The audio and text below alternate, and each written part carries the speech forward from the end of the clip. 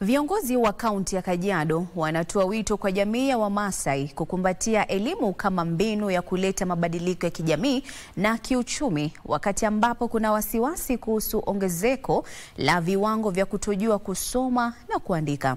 Wito huo ulitolewa wakati wa uzinduzi wa kitabu kwa jina Road to Less Traveled, kilichoandikwa na aliyekuwa katibu katika Wizara ya Elimu Joshua Ole Paulong.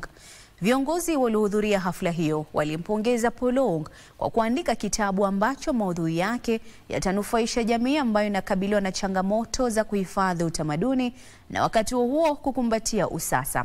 Katika kitabu hicho, Paulong amesisitiza umuhimu wa kuhifadhi utamaduni, hususan vipengele vinavyosisitiza umuhimu wa elimu katika kuleta umoja.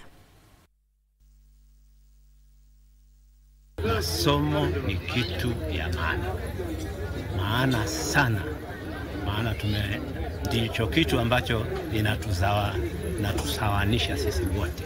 Tunaweza kuingia kila mahali katika Kenya, kila nafasi katika Kenya kama umesoma vizuri.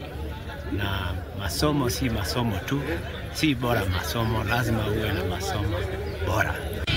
Vizuri kwa vile ameandika historia hii yake akiwa bado kwa uhai, badala ya sisi kuandika wakati yeye hayuko. Kwa hivyo haya yote ni mambo ya ukweli ambayo ameandika. Mimi siyajui yote, lakini pale nilimkutilia ameandika vizuri kabisa. Kiongozi sio mtu ambaye anajitafutia yeye mwenyewe.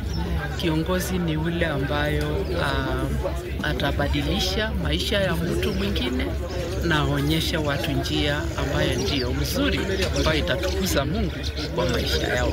Na nafikiri hivyo ndio kitabu hii inalenga, na sisi wote kama tungesoma pick lessons, mafunzo hapa na pale.